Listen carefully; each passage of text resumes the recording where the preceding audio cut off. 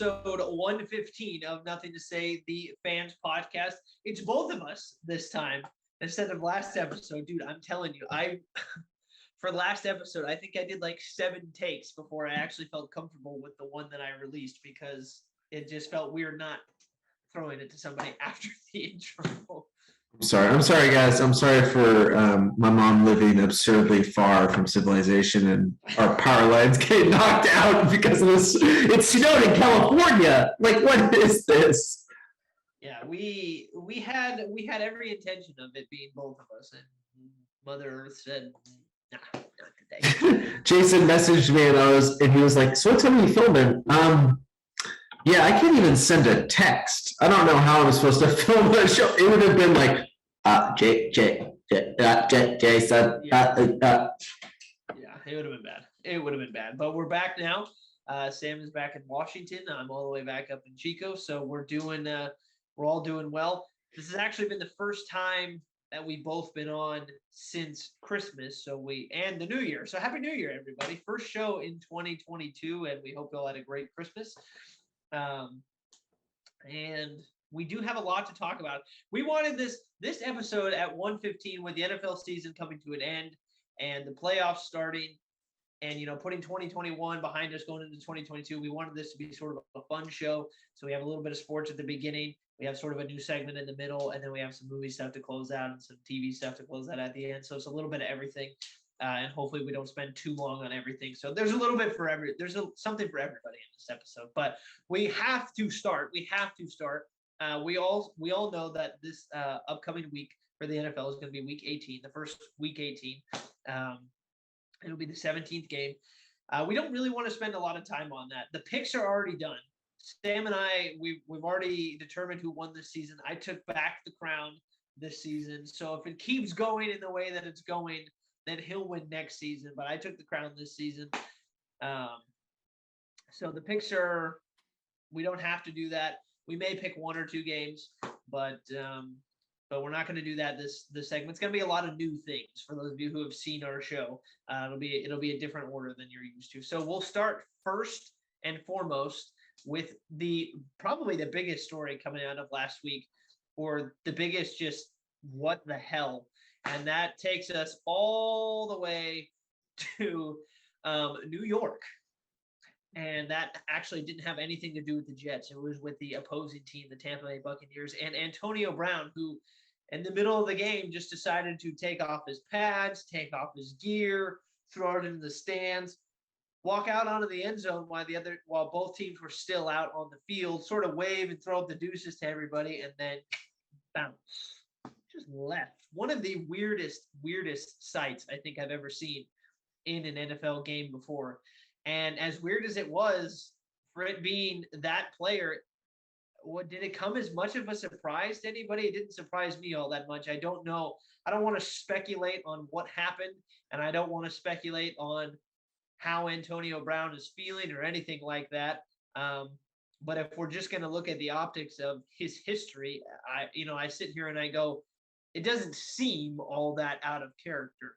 And if there is something that is wrong, I want to preface this. If there is something that is wrong, and a lot of people, which I think is really unfair, have speculated about his mental health. I don't think anybody outside of him is in any position to make any accusations about his mental health. But let's put this up here for a quick second, saying if there is something wrong, I do hope he gets the help that he needs.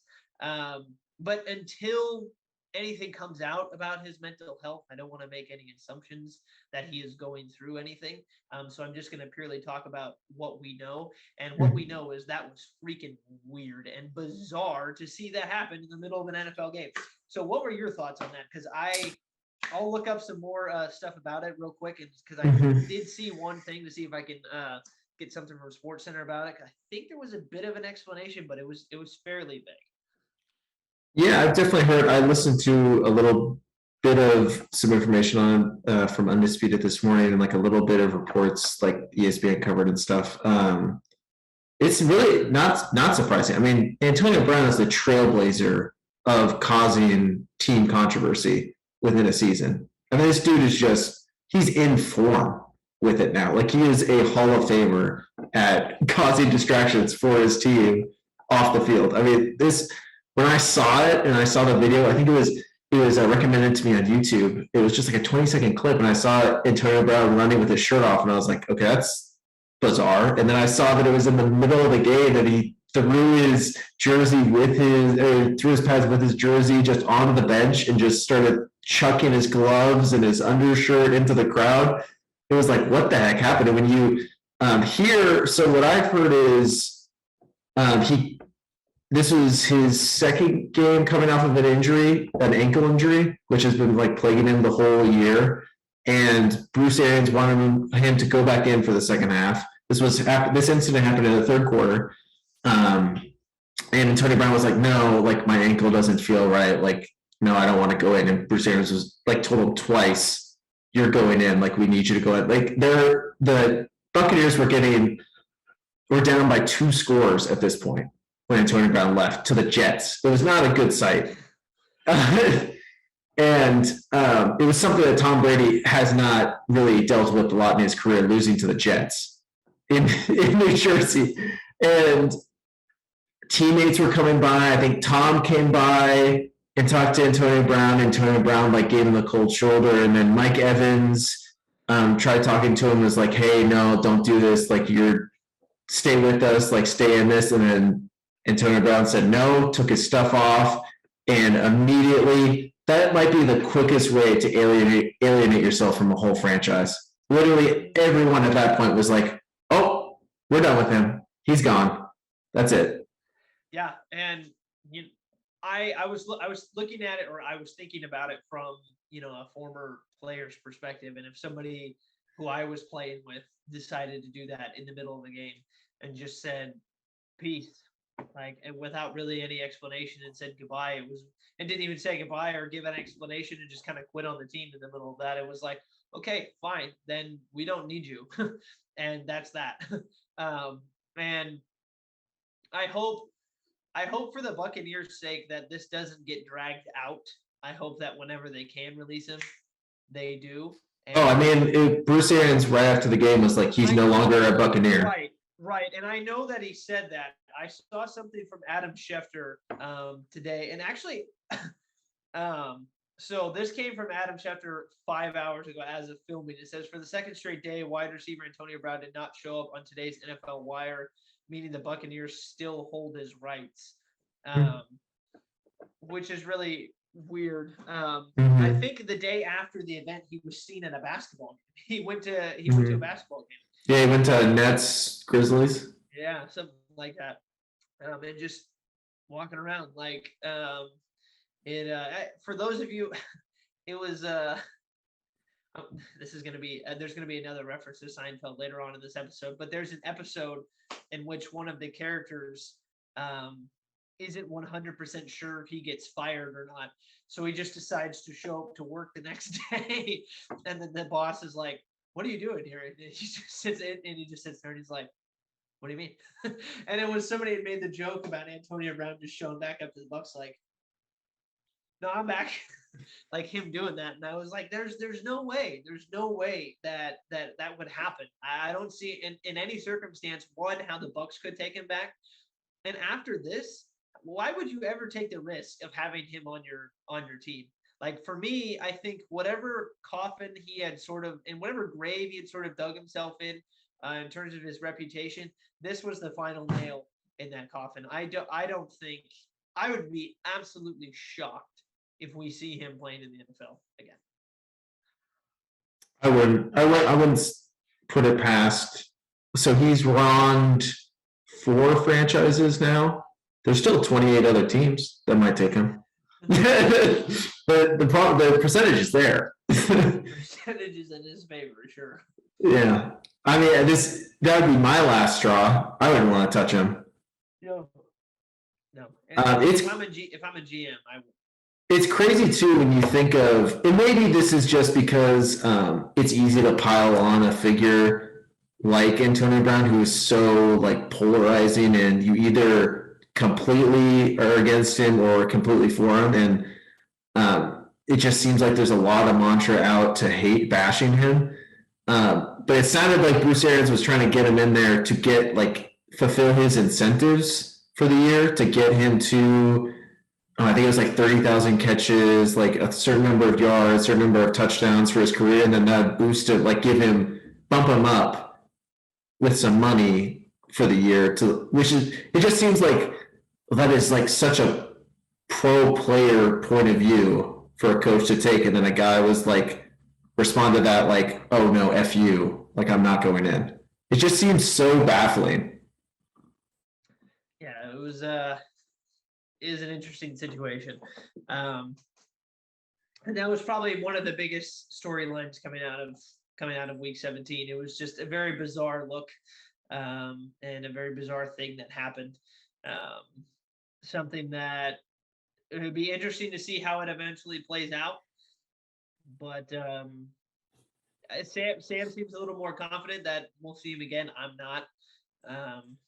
That's if he wants to play again. Who knows if he wants to play again? That's true. That's very true. The guy's 34. I mean, it almost seems like he's got opportunities. He can go into the celebrity boxing realm or to do. I mean, go find Darren Williams. Oh my gosh, and get destroyed. Darren Williams. Maybe Frank Gore. We'll bring it down to Frank Gore. Yeah, a little tune up for Frank Gore. I mean, he could go into Jake Paul, Logan Paul type of thing. I mean, who knows? Who knows? But it seems like he probably will try to transition into celebrity almost. Yeah, we'll see.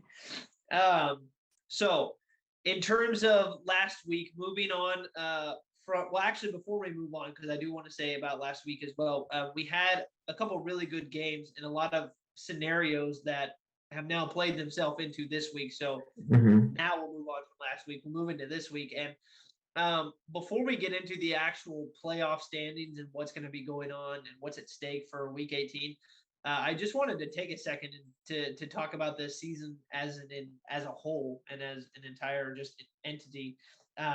This has been a really fun season in the NFL. I mean, I don't know about you, about your opinion on it, but I know that the AFC has been super muddled with teams and has been absolutely just haywire in terms of, what could happen, who's good, who's not, all that other stuff. You have the Dolphins who lost 7 games in a row this season, then rattled off 7 games in a row. And you had, for a fan of the Raiders, which I am, do this and this and this all season. And then even the Bengals do this. Were the Steelers going to have a losing season? Was Tomlin going to finally have a losing season? He doesn't. Were the Ravens going to do something crazy? The Ravens, the last 4 games, I think have lost, at least in the last couple of their games, have only lost by 2 points in 4 of the last 5 games. Without Lamar too. Yeah, so the one against the Rams, 1 point. So they had the blowout where they got beat by the Bengals, but then they lost to the Packers by 1. They lost to the Browns by 2, and then they lost to the Steelers by 1. So were the Ravens going to win that division? We had the storylines with what was going on with the Cowboys and their offense. The Eagles have been an interesting story. Washington sort of made a little push at the end. What's going on with the Rams? Were the Cardinals really good or were they not? The 49ers and their scenarios where they started off bad and sort of peaked a little bit, then who knows what they are now. Green Bay and the whole Aaron Rodgers thing, Tampa Bay, were they going to repeat? I mean, hell, even the Chiefs at the beginning of the year, starting off really bad and then turning into back to this powerhouse that we thought they were going to be. Tennessee looked like they were going to be the runaway favorites in the AFC. They lose Derrick Henry, but they're still able to be 11-5 right now. The Colts starting off just horrible, and then Jonathan Taylor turning into potentially the MVP of the league. The Bills, what happened to the Bills? The Patriots, I mean, there are so many. I laid out all of the ones that I could think of, but there were so many other things. It was just a really fun season. Yeah, I think the AFC is definitely a little more interesting in that aspect throughout the year because you have so many teams that have laid claim to being the best in that conference. I mean, the Bills early on looked like the best, then the Titans took that over, and then the Chiefs looked like they were going to recapture that form, and then the Bengals now have turned it on and looked like they're a dangerous team. The Patriots held it for a little bit. The Colts are now really hot, but all these teams, just as they've shown that they're capable of being really good, have had like multiple weeks in a row of bad stretches. The Chiefs early in the year looked like they can't play defense. Cincinnati was losing. Buffalo had a hardship. The Patriots start off really slow and have kind of looked worse as of late with that nice stretch in the middle. The Colts started off really slow. The Chargers can't get out of their own way, but the early in the year looked like the best team in the league. I mean, the Raiders, we don't even need to discuss the Raiders and their inconsistency. The Titans for a little bit, granted with Derrick Henry's injury, but they still struggled with all the injuries that they had. I mean, all these teams have shown their vulnerabilities, but also been capable of showing some really good play. And it's just, you have no idea going into this playoffs. Yeah. So it's just, I mean, everything that's going on, it's made for a really fun season. And the fact that the NFL was able to get to the end of the season with only rescheduling just a few games, I think we're all aware that the COVID cases have spiked towards the end of the season. Mm-hmm. They're adjusting the protocols a little bit accordingly. But just to be able to get to this point and get through the whole season like that, it's been really fun. And I'm glad we were able to witness a full and fun NFL season. With fans too. That's a big, I mean, definitely added to the product this year. For sure. So speaking of the end of the NFL season, one of the things that we have to talk about really quickly is what the heck is actually going to happen in Week 18. Like, what are the current playoff pictures? So as I'm pulling up ESPN, an ad is playing right now, so that's all I can hear at the moment. So we pause that. All right, so the current playoff pictures as it stands. So right now, Tennessee actually has the number 1 seed in the AFC at the moment. Yep. The chances of them actually keeping that, I will pull up their last game. They play the Texans. So I think the odds are pretty heavily in their favor. But didn't the Texans keep that? Did the Texans beat Tennessee? I'm sure they did, but I think the odds of that happening are pretty low. Again, Kansas City is going to be at Denver. They are number 2. Tennessee and Kansas City are both 11-5, but I believe if they both win, then Tennessee is going to keep that. Cincinnati currently has the 3rd seed. Buffalo has the 4th seed. Those are your division leaders at the moment. If we're looking at the divisions right now, the Patriots still could take the AFC East. It's 10-6 versus 10-6 with Buffalo. Kansas City's locked up the AFC West. We know the AFC North has gotten locked up by the Bengals, and the Titans locked up the AFC South. So all those divisions are locked up except the East. So we know for a fact that Tennessee is going to be in there. Kansas City is going to be in there. Cincinnati is going to be in there. Buffalo, they're going to be in, but it's going to be a matter of whether or not they get the division or not. So you're looking at the wild cards now. You have the New England Patriots are currently sitting at the 5th spot at 10-6. Indianapolis is at 6th. Los Angeles is at 7, and then right behind them. And I have to mention the Raiders because if the Chargers lose to the Raiders, then the Raiders are going to get in immediately. And same thing with the Chargers. Whoever wins that game is going to take. So it's really a tie for that 7th seed at the moment. But if they didn't play, then technically the Chargers would get it. So it's just, so that would be your AFC picture. Before I don't want to get into scenarios yet, but the NFC right now, Green Bay is 1. They have locked up the entire thing. The NFC is going to go through Lambeau. The Rams are sitting at number 2. Tampa is at 3. Dallas is at 4. And then your 3 wild cards are currently Arizona at 5, San Francisco at 6, and Philly at 7. The one that is in the playoff hunt right now in the NFC is New Orleans. So that is your current NFL playoff picture before we get to Sunday.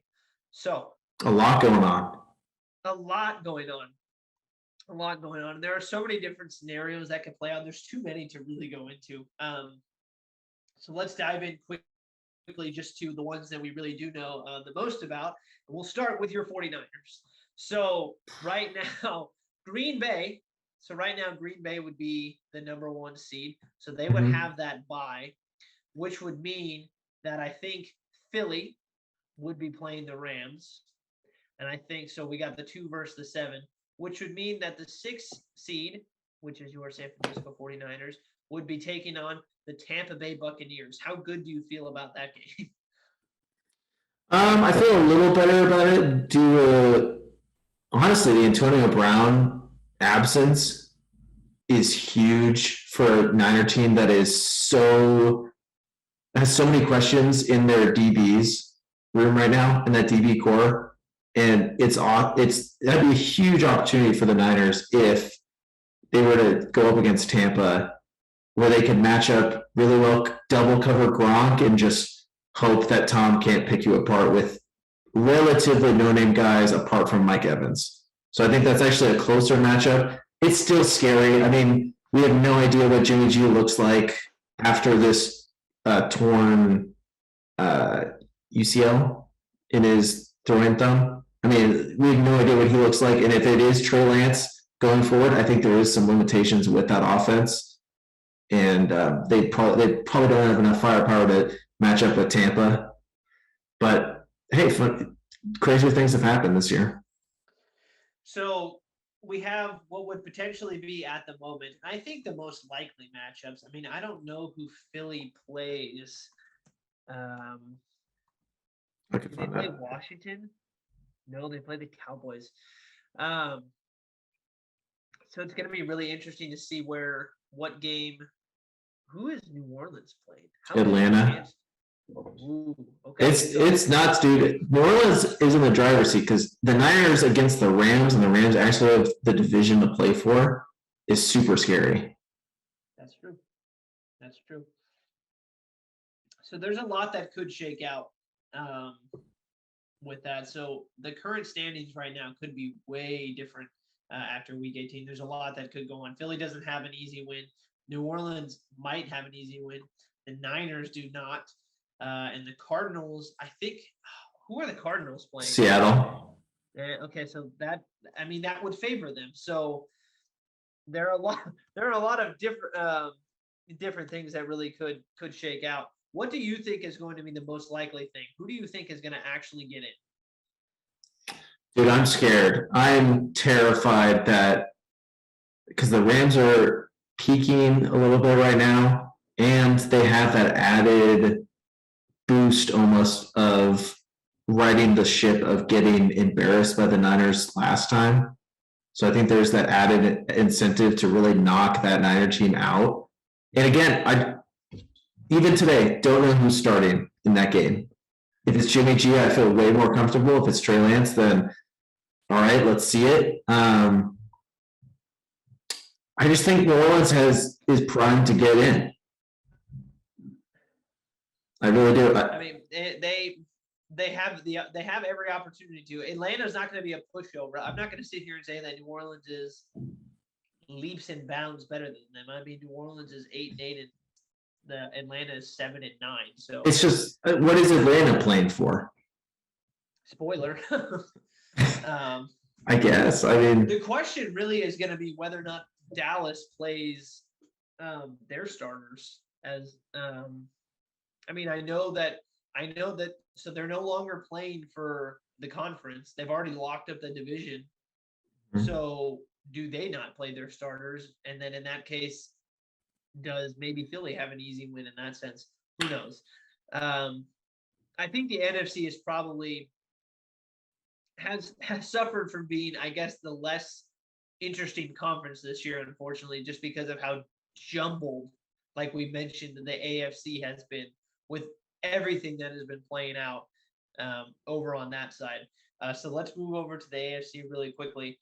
We mentioned the 49ers. We have the Raiders right now. So ESPN has the Raiders' chances of making the playoffs at 50%. And I think that's fair. I think that's fair. I mean, it's funny because the Raiders, the past couple weeks, with them finding ways to win, I feel much better about this game now than I would have if this game was being played 3 weeks ago. But I feel much better about it now, just because of how they've been playing. One of the big things that goes into the Raiders corner for this game is the fact that it is at home. And Raiders fans, when it comes to Chargers fans during games, whether or not it's in Los Angeles or in Vegas, Raiders fans travel really well in this matchup. When the Raiders played the Chargers down in LA, it was predominantly Raiders fans, and it wasn't even close. They made mention about it during the broadcast. It's going to be interesting to see because that matchup actually hasn't been played with fans in Vegas yet. So it's going to be interesting to see how many Chargers fans make that trip to Vegas.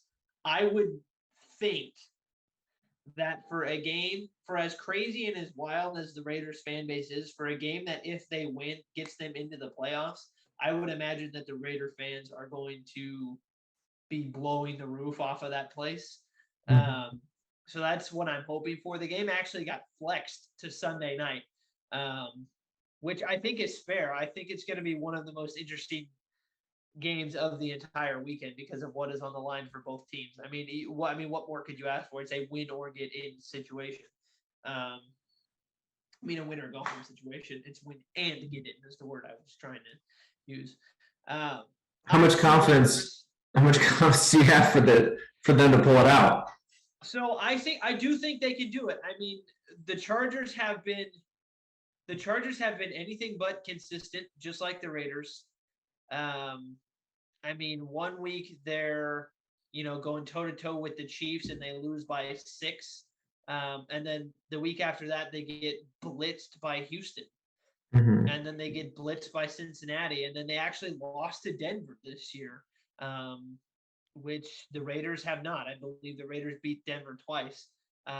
They got clobbered by the Ravens, which the Raiders beat earlier in the year. But then when the Raiders played the Chargers earlier in the year, the Chargers beat the Raiders by 2 touchdowns. So I don't know. I feel like the best thing that the Raiders have going for them right now is that the Chargers have been exactly what they have been, which is inconsistent. And the Raiders, I think, are benefiting from having a huge momentum win for them.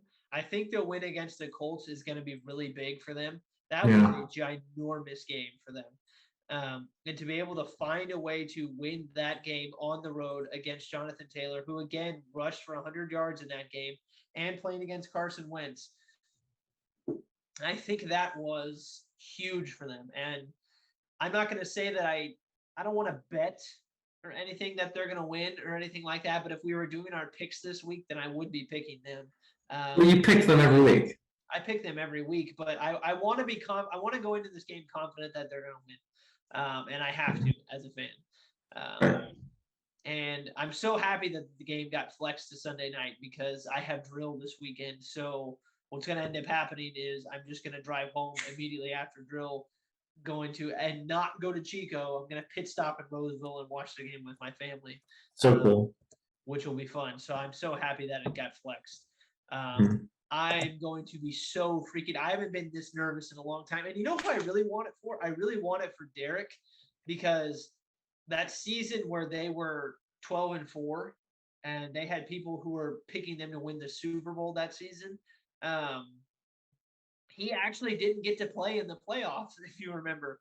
He got the team to the playoffs, but he got hurt and he didn't get to play. So he's never played in a playoff game before. And I really want it for him. I think it would be a lot of fun. Right. And tell you what, if it ends up shaking out the way that I think it's going to shake out, what would end up happening is the Raiders would end up playing Kansas City, which would be a crazy playoff matchup. That'd be a lot of fun. I actually hope that Tennessee loses and that Kansas City wins, because I would actually rather the Raiders play Tennessee than Kansas City. Oh, interesting. So I think they match up better against Tennessee, i.e. we just watched that in Indianapolis. The Chargers are 3-point favorites heading into Vegas.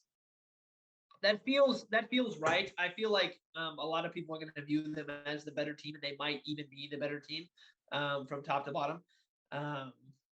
But I think part of that is going to be how people view the Chargers. Like, they should be this team who's 10-6, 11-5. They should be a team who's really out there. And, they haven't been, but I think a lot of that plays into what people are expecting them to be. But if you look at their records and the games that they've lost, they've been exactly what the Raiders have been. They've been inconsistent. The only thing I would say is I think the Chargers at their best is higher than the Raiders have looked like at their best this year. Maybe. I know. I think at their best for both of them, they are those two offenses could go blow to blow with each other. I mean, if you look at how many points the Raiders were averaging at the beginning of the season, I mean, granted, this was with their full array. Is Darren still out? Is Waller still out? I don't know if he's coming back. I know he was in the COVID protocol actually for this last game, so I don't know.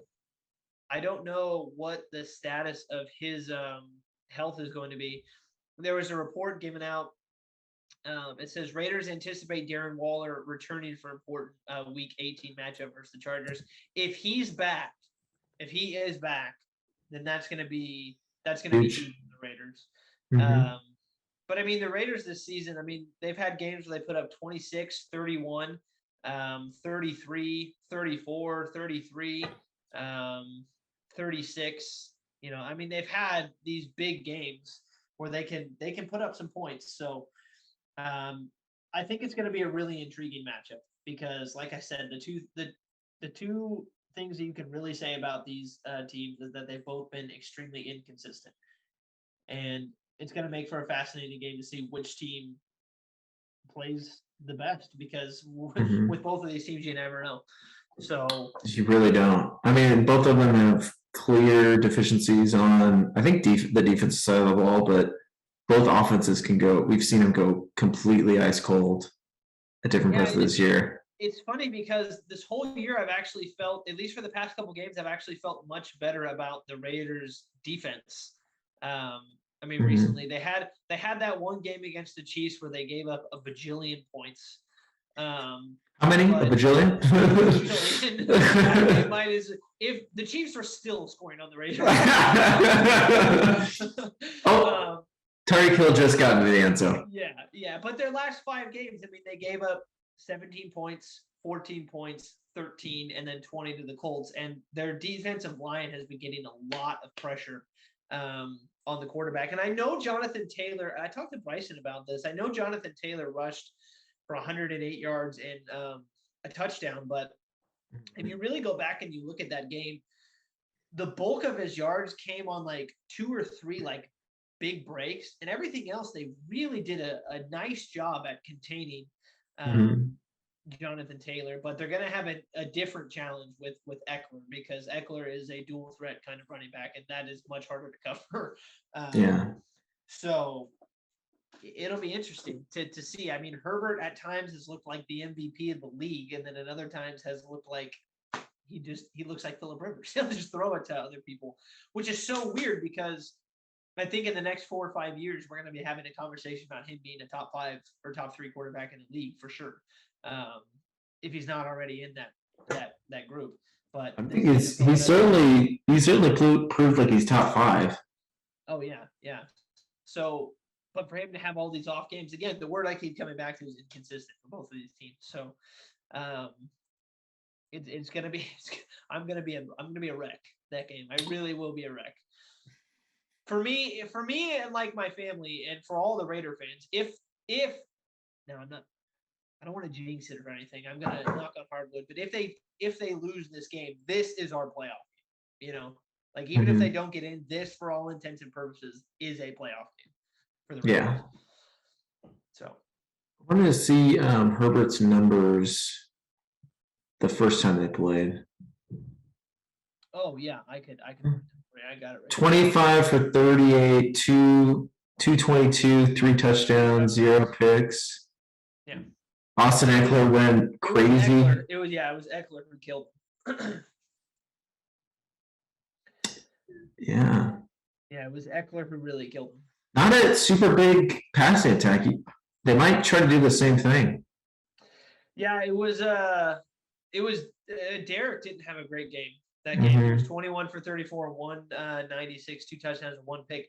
I'm telling you, if they win this game, Derek's going to have to he's going to have to play one of his best games of the season. Yeah.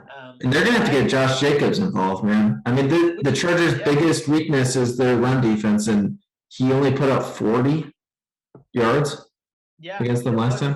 So against Denver, he had 27 carries for 129 yards. His first 100-yard game? Yeah, which is much more of what you'd think of as a Raider fan of what Josh should be getting. And then you go back to that Colts game, and then he also had 16 carries for 63 yards and a touchdown. But I mean, and he also had 4 catches for 17 yards. But Josh needs the ball 15, 20 times a game. That's what they want to do. They even got Marcus Mariota involved in the run game, which is so fun to see him out there. Because every time he's out there, it's a positive play. It's a positive play every time. He's a duck, so. Hunter Renfrow continues to be just a monster. Nobody can cover that guy. It's insane. Zay Jones had a huge game for the Raiders against the Colts. And if Darren Waller's back, then I feel pretty good about their chances. I feel pretty good about their chances. Yeah.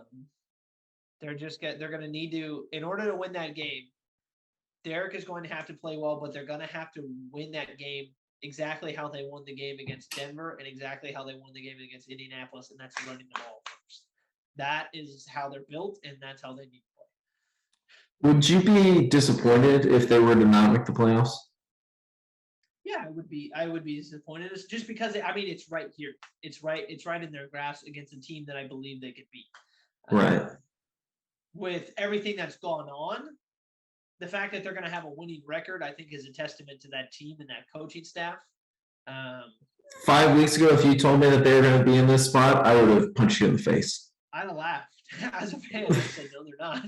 I don't know how they have 9 wins. I don't either. After everything that's going on. And you know what? Think about it this way. If they win this game, they could have double-digit wins for everything that they've gone through. If they were in the playoffs and I were to sit down and watch that game, I still wouldn't believe that they made the playoffs. Yeah. It's like the Bears making the playoffs last year. It's like, it just doesn't feel right. Yeah, it's crazy, but it'll feel right if it happens, you know. So lots of stuff that could go on, and we talked about our two teams because our two teams are in this. And you know what? What's going to be awesome is when we get to February and it's the 49ers versus the Raiders in the Super Bowl. Dude, a lot of things would have to happen. One day, it has to happen once, right? In our lifetime, we have to get it one time where it's 49ers versus Raiders, you versus me. I'm not talking to you all game. You're not talking to me. And it's no holds bars. And yeah. Dude, a Super Bowl with a Derek Carr, Jimmy Garoppolo starting, two of probably the most hated on quarterbacks by their own fan bases. It's so funny because Derek is so like, people like after bad games want to like throw him to the wolves, and then at good games they're like, that's my QB. Like, this is my guy. And I'm like, you guys need to either, you guys need to get on one side of the fence. Stop sitting halfway. Either you love him or just always hate him. So dude, it's like Kings fans with De'Aaron Fox now. They all want to trade him. Oh, yeah.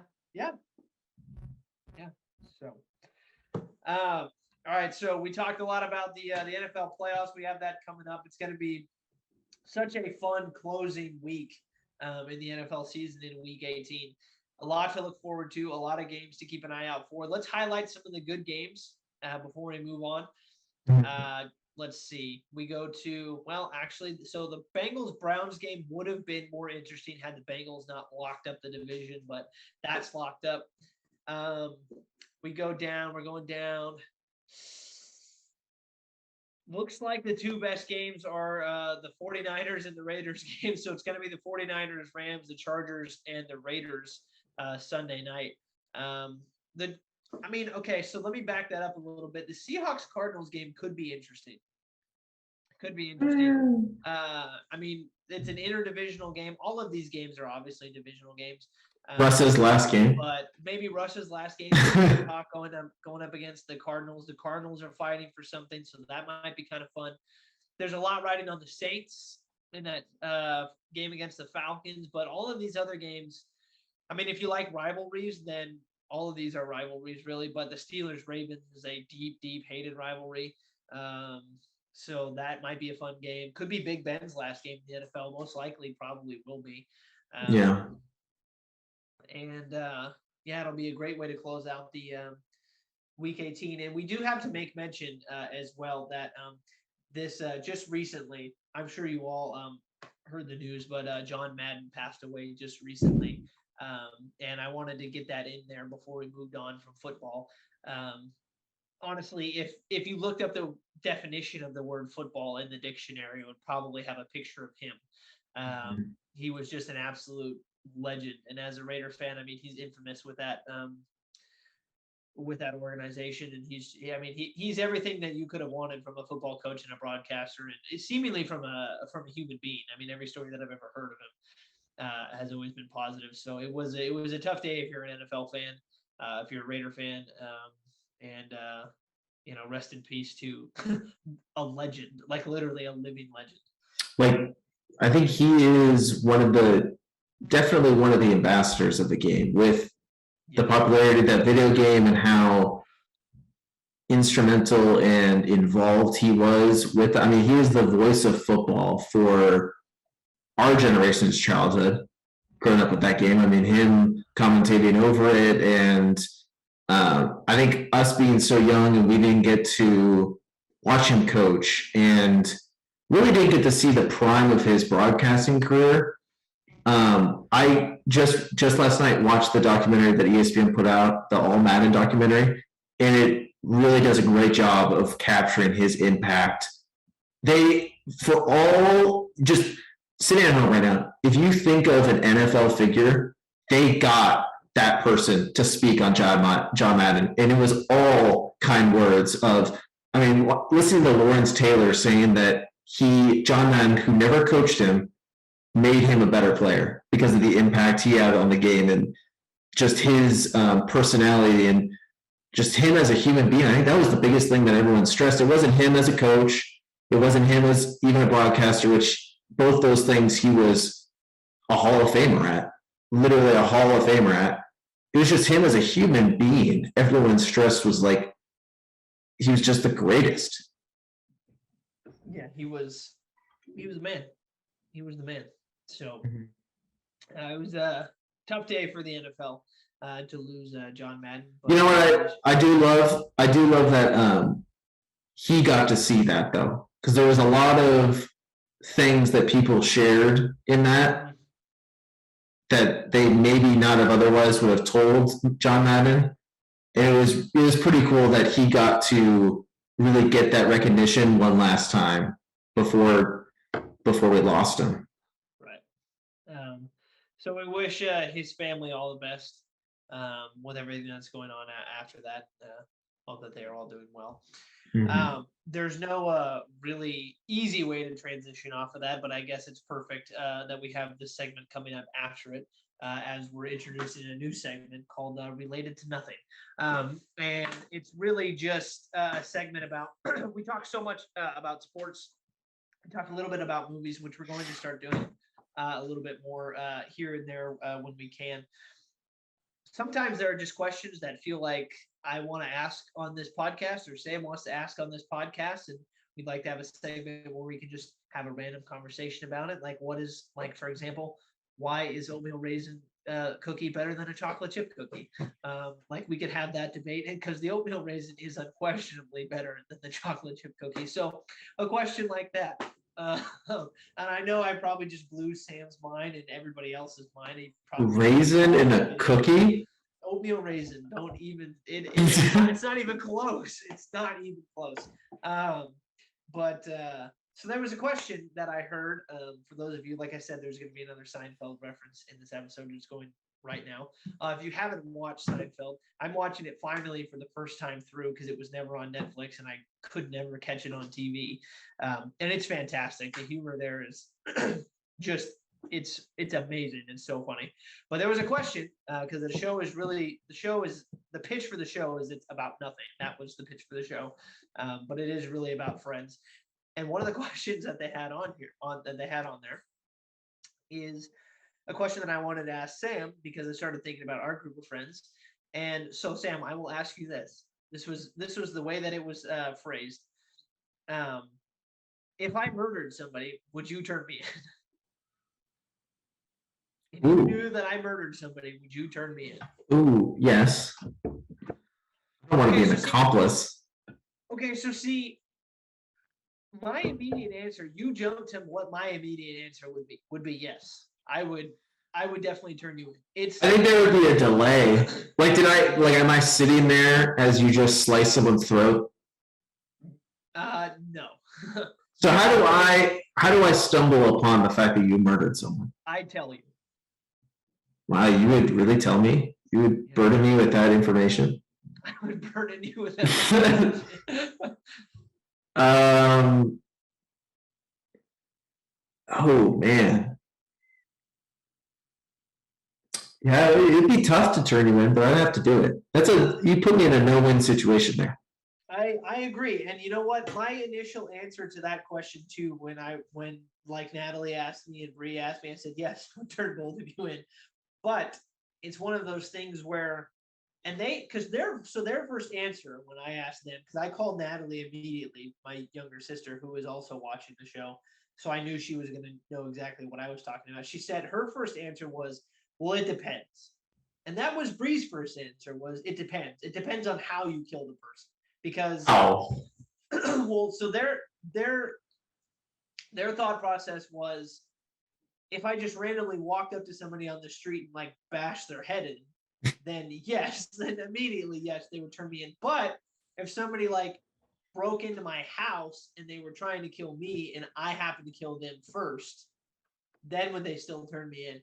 And in my head, I would be like, in those situations, I would still turn you in those situations, but how I view you as a person would change, because if you just ran up and bashed somebody's head in, I don't know how many conversations we're going to have moving forward, but in the latter situation where somebody breaks in, that I could justify and go, look, we need. But that's not. Is that murder at that point? I don't know what I think the legal system does protect you from that. Don't quote me on that, but I think it does. But at the same time, so it's circumstantial for what the murder is. But well, I was even thinking like manslaughter, like you in a car accident. Yeah. But I think in any of those situations, I would call the police. Would that count as turning you in?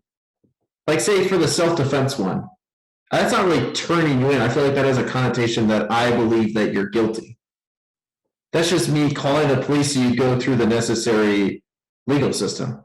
Well, I mean, you are guilty of that, of murdering somebody. But let's put away all the what ifs for this. And this is what about you're at war? Well, that's nice. Is that murder? I mean, it's all self-defense at that point. I don't think so. I mean, it technically is murder, but is it a punishable crime? I don't know. I think it depends on how it goes about happening. I doubt it's a punishable crime. If you kill an enemy in battle, I don't think that's punishable. In battle is different than like a POW or something like that. No, I'm talking about in battle. I don't think that's a punishable crime. No. But let's just put aside all the what ifs for a second. Let's say you don't know how the murder happened. I just tell you that I killed somebody. I would ask how it happened. That's really, and you have the option of turning me in or not. I think I would have to turn you in. Well, okay, so if I believe that you're innocent, I would still turn you in, and then you'll get out if you're deemed innocent. Right. In the court of law. But if you're guilty, then it's no harm on my fault. Like, you're just covered. I would be covering myself if I were to turn you in.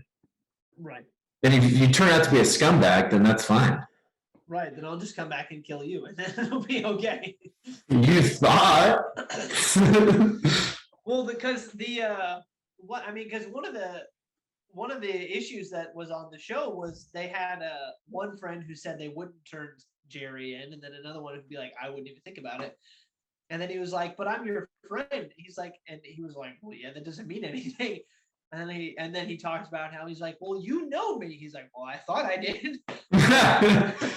And at that point, it'd be like, "Well, I guess I thought I did," but it was just a funny question because I immediately thought of turn salmon, and my immediate answer was, "Yeah, I would. I don't think it would matter, because it would just how I end up viewing my friend after that would be different based on how it went about happening." I would have a heavy heart Yes, when the deed is done, but the deed would be done. the deed would be done.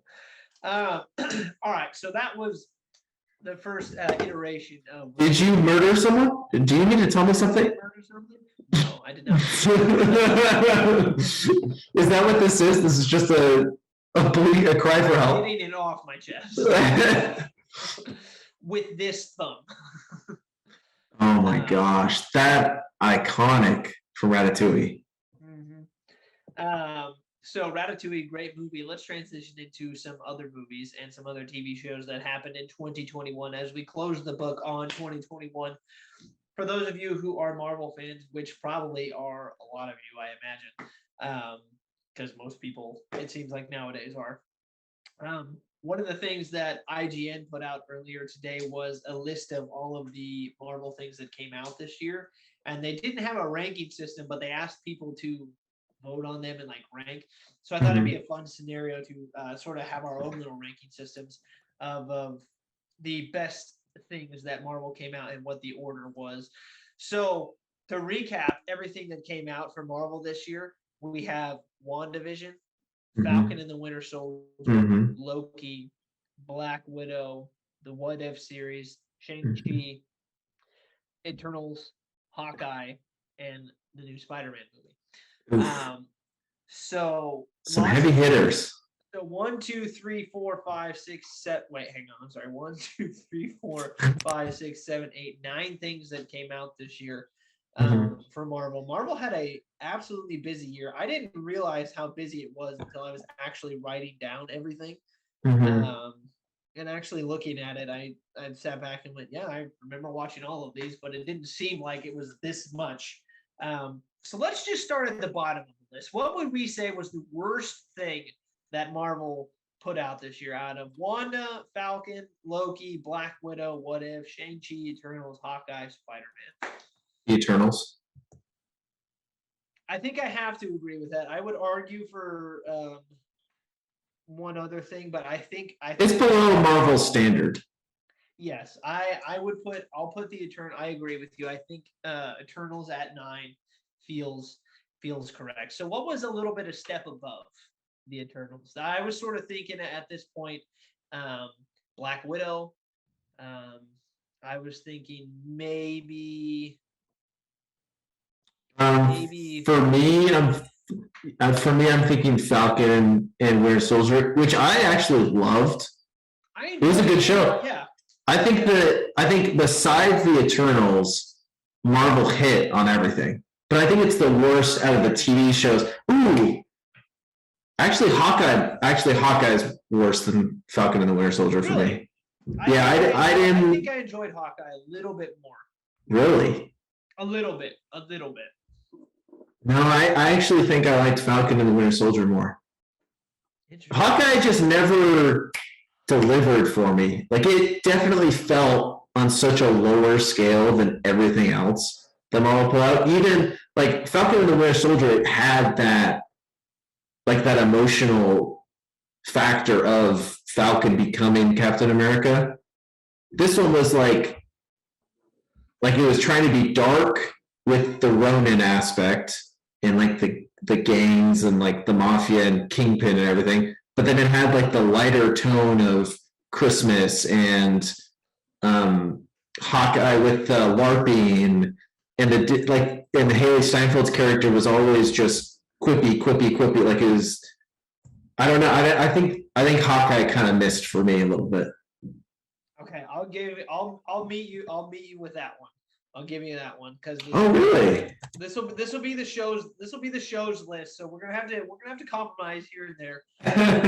So I'll feel fine about that. And then so we're right now we have the Eternals as the ninth best thing, Hawkeye at 8, and then Falcon and the Winter Soldier at. Did you?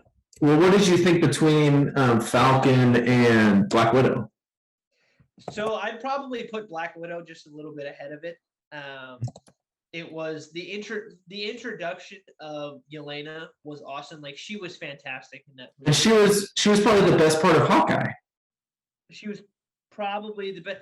You know, Haley Steinfeld's character at the beginning of the show, her character sort of went like this for me. Like I was not sold with her character at the beginning, and as the show went along, I started to go, okay, you know what? She's a nice addition to and it's not her because she's a great actress, but it's her character. Did her character make an arc? I mean, not particularly, but I guess for me, it was one of those things where I got used to her character, and her character grew on me. So I was fine. I would be excited to see her in a movie, like in an Avengers movie, and see what like another writer and another directing team like does with that character. I think that show laid the groundwork for it. Yeah. And I understand like this is not the last time we're going to see her character. Yeah. But just from the 10 or like 8 episodes, wasn't it like 8? Yeah, I think it was 8. Just the 8 episodes that we got. I mean, the fact it was 6. It was 6.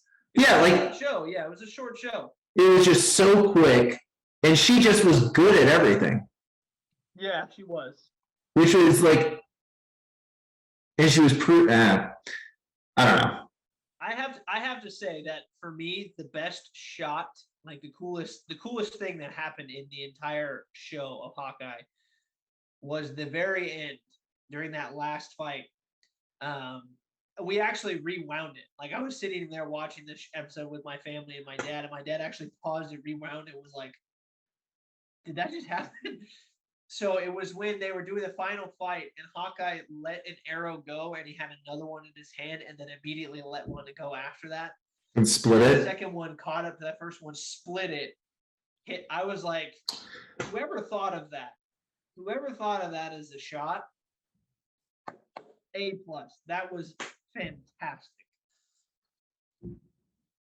Which like the physics in it, how does that work?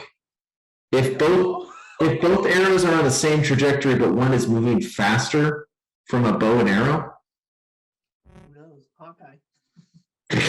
maybe he didn't shoot that first one as hard as the second one. It's going on the same trajectory. Should be, yeah. But if it's in a straight line, then it's not like there's any arc on it. So all bow and arrow shots have an arc. Not if you're Hawkeye. and apparently not if you're Kate either. Yeah, I guess. So all right, so we have Black Widow at 6. Are we comfortable with that? Yeah, I think so. Black Widow at 6. And honestly, with all of these shows and movies, none of them were inherently bad. Sam didn't like Eternals as much as I did. I'm fully aware that it's not nearly the best that Marvel has ever put out. I think I'm on the side that I actually appreciated how different it was. And I'm not going to get into all of that, but none of these were inherently bad or anything like that. All right, so we're doing the top 5 now. We'll start with 5. I think the contenders for 5, I think that one's pretty clear. I think What If is probably going to be the 5th one. Yeah. With everything that's left over, we have Shang-Chi, Loki, Wanda, Spider-Man. Right. Yeah, I think What If.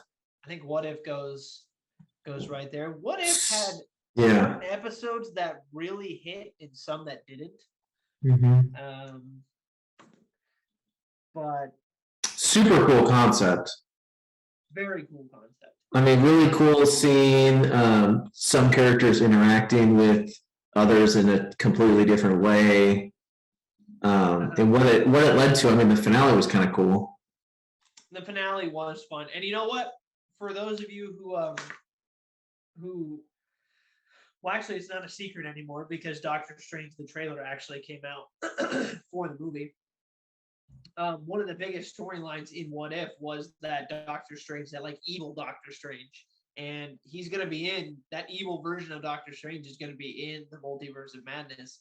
Mhm. So all of that happened is canon in the MCU. It's actually happening. So it'll be interesting to see what actually plays into live action because Benedict Cumberbatch is an awesome actor, and for those of you who have seen him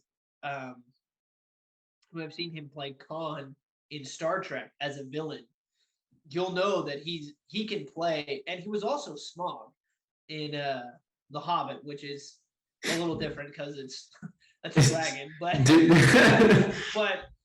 he's in a leotard with a motion capture thing on his face. Right, but I mean that's him, and he played a villain in Star Trek as well. He's a first of all, he's a phenomenal actor. Well, have you seen the Power of Dog? Not yet. He's definitely getting some props, I think, for that. Yeah, so watching him be able to sort of let loose like that and as one of the characters is going to be really fun. So yeah, I think What If definitely belongs at 5. So now we're getting into definitely, I think, without question, with what was the four best things that Marvel put out, and that would be Shang-Chi, Loki, WandaVision, and Spider-Man. This is tough.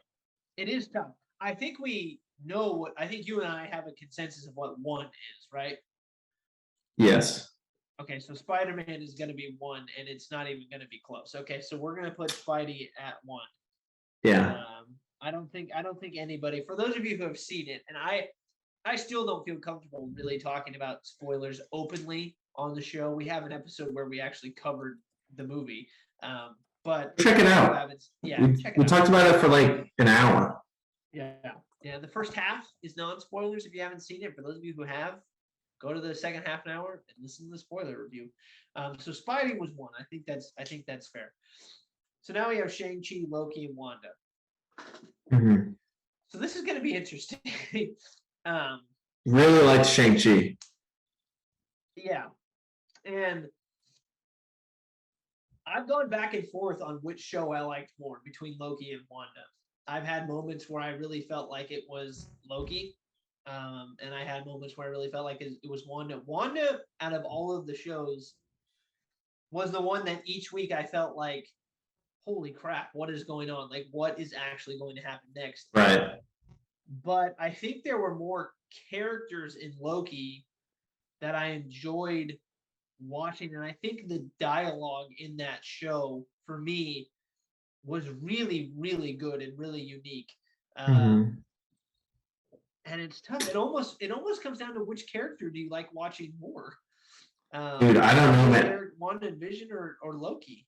I think and I think I've said before, I liked Loki more than Wanda. I think when we first finished that Loki first season, it was like, oh, that was better than WandaVision, I think. But looking back on it now, like what WandaVision did with the different genres and just like how wacky they did it and like how good it looked. I think we covered it like almost week to week on the show. And it was like, what the heck is supposed to happen now? And it was just thinking back on like how seamless they did the different genres of television. Like I almost put that ahead. It's like neck and like it's. I mean, we're pulling it. Oh, would you put Shang-Chi at 3? Well, I guess the question is do we think Shang-Chi is better than both of them, both of the shows, or one of them? Because if it's better than both of them, then it belongs at 2. But I don't think it is. I don't think it belongs at 2. It was awesome. It was great. It was great. I really loved it. And he's an awesome addition to the MCU. The 10 rings, as I said it to you after the movie, the 10 rings as like a weapon, I guess. I mean, when you compare it to like Cap's shield, Thor's hammer, Thor's everything, I guess, with all of his weapons, Falcon's like jetpack and all that stuff. As a weapon, it's awesome. It is the way that they utilized the 10 Mhm. rings and how many different ways they were showcasing how they could be used was really cool. And the martial arts combat was fantastic. It was definitely something very new for Marvel. Um, but then again, so was Wanda and so was Loki. They were both new. I mean, Yeah, I all think you three can't. something very new. It's hard to compare a movie scale because there's just so much more of a budget that went into that than these two TV shows, and they're just on different scales, like the action, the set pieces. I mean, looking back at that final fight, even like the train sequence, the subway or the San Francisco. Yeah, the bus. Is it a bus? That whole fight was nuts. Yeah. Opening his character up, and you just don't really get that with anything, especially WandaVision. WandaVision didn't have a lot of action in it. It was just storytelling, and even Loki was just like mind-bending craziness. So what do you think the order should be? I think Wanda for me would be at 2, and then Loki 3. I don't know. Thinking back on it, I think Loki took a long time to start and like get going. Because once he gets with Sylvie, I think that's when it picks up. Maybe, but I really, so that first episode where he's being like interrogated and it's him, and what was the character's name? Mobius? Yeah. So the interaction between him and Mobius. Owen Wilson's character. Owen Wilson's character, yeah. Yeah. Especially the first episode where he's like showing Loki. He's basically just. It was really cool. Battle. He was having like a word battle with him. That episode to me was my favorite episode from any show. I loved watching it. Nothing really happened per se, but watching them do that was phenomenal. I loved that. So I don't know. Like I said, there are parts of me that I really like much more than Wanda, and then there are other parts that Wanda just seems like it was better. I think the consensus is that she's going to be a villain moving forward in the MCU. Oh, you think that? Yeah, so she actually has a story arc in the comics where she becomes a villain. And I think that's the storyline that's rumored that they're going to take her down, is that she's going to become a villain, which would be interesting. And I'd be all for it. To see a character that we know and love acting as a villain like that. And she could definitely pull it off. And Lord knows her character could pull it off.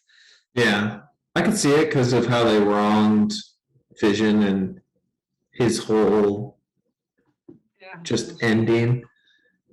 Right, let's cement our final placements. So what do you think? I think I would put Loki 2. I think I would put Loki 2, and then probably 1 to 3, and I think it's actually Shang-Chi 4.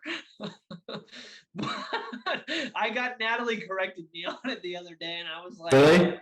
Yeah, and I was like, okay, you are right. I think that's probably what it. How dumb is that though? That he hid his name with Sean.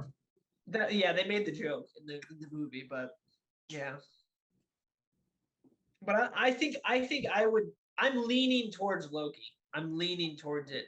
It's funny because I actually think the beginning of Loki was so good for me, and I know the end was a little jumbled, but I don't know, man. I don't know. I don't know. I just think looking back on it, and I haven't watched either of these like a second time since they first came out. No. I think the ride that WandaVision took us on week to week was crazier, but what we got at the end of Loki was complete nuts. Yeah, and there were parts about Wanda that I wasn't too thrilled with either. Like the extra character that they added. What was the chick who got the superpowers? The Rambo girl. Yeah, her character didn't do much for me. What was her name? It was. Um, so I don't. Yeah, I think I'd lean towards Loki. I think I would lean there and put Loki at 2, and then Wanda at 3. Maybe for the simple fact of Tom Hiddleston's performance in that show. Yeah. But I think Elizabeth Olsen did such a good job too. Yeah. Yeah. So I think for mine, if I'm gonna put it, I would go Loki at 2, Wanda at 3, Shang-Chi at 4. But I mean, it's Loki and Wanda by like a nail. Yeah, I think I can reason with that. As long as Hawkeye's down there and Eternals are down there, I think it's fine. Speak on Spider-Man a little bit. That's not fair that it's the best thing that Marvel put out, and it's just an afterthought. This whole list. Well, because it's not even a question. It's not even close in your eyes. That's the best thing they put out this year. It might be the best thing they've ever put out, in my opinion. And it's tough. It's so tough because in terms of the strict MCU, because those first Tobey Maguire movies are so sacred for me. But it might be. For me, I think it'd have to be at least as it stands right now, that would be in my top 3 for favorite Marvel movies. Yeah. So Doctor Strange is gonna blow it out of the water. So did you hear what the first runtime, the first cut for the film is? The runtime on it? 3:22. 3 hours right now is the first cut. Dude, they have to do a lot in that movie. Yeah, Benedict Cumberbatch actually had an interview where he alluded to this movie has a lot going on. So it's probably gonna be like in Infinity War and Endgame, like they don't even set up anymore. Like they just assume what the heck they're talking. Well, like I wouldn't be surprised if they don't even mention a lot about like the dark Doctor Strange and his backstory a lot. And he just shows up. Yeah. I think he just like speaks on his motives. Like I had to do it for whatever her face is, Elizabeth Banks' character. Yeah. Well, there are so many people that are rumored to be in this movie. Like, I've seen rumors that Tobey Maguire is going to be in this movie. I've seen rumors that Eric Bana's Hulk from 2003 is going to appear in this. I've seen rumors that Tom Cruise as an alternate universe Iron Man is going to show up. That'd be kind of cool. Ben Affleck's Daredevil. I need it. That is a movie that got way too much hate for what it was. somebody made the joke saying you're gonna see Chris Evans step out and everybody's gonna think it's Captain America, but he's gonna say flame on and he's gonna That'd be awesome. That would be fantastic. Fantastic. Good. I like what you did there. Yeah. The Fantastic Four is rumored to be in this movie. Like everybody is rumored to be in this movie. And on top of that, Sam Raimi has come out and said it's like a horror movie almost. Like it's just so. I guess with all the monsters that we saw from that What If episode. Yeah, we'll see. But final ranking for Marvel this year was Eternals at 9, Hawkeye at 8, Falcon Winter Soldier at 7, Black Widow at 6, and then our top 5 was What If, Shang-Chi, WandaVision, Loki, and Spider-Man. So That was a fun list. It actually went a little bit longer than I thought, but that was fun because that was good going back and forth, really reminiscing on how good those shows were. So thank you all so much for being here for episode 115. Welcome to 2022. Another year for the podcast. This is going to be a lot of fun. We have a lot of good stuff coming up. We have the NFL playoffs coming up. We have the college football final game coming up. More movies, more shows, more random questions to talk about if we would turn each other in or not. whoever murdered anybody. So, Hey. I'm gonna murder someone with an Irish don't win on Sunday. That's true. You guys can clip this and send it to the police because, man, if they lose at that damn SoFi Stadium, if the Raiders do not make it into the playoffs, either one of two things is going to happen on our next show. Next time you see me, either I'm going to be insufferable because they win, or Sam's going to be driving the show and I'm not going to talk. So we'll see. So. we'll see. Thank you all so much for sticking around for the end of episode 115. Have a wonderful day. Happy New Year, and we'll see you all next week. Bye.